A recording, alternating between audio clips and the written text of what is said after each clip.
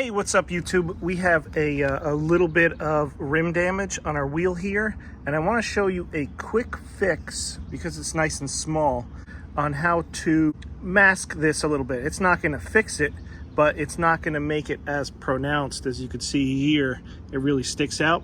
What you want to do is grab yourself a grease pen, or what they call a Chinese marker, and just go ahead and write on that. This is a black one, and it'll fill in that mark so it just doesn't stick out as much.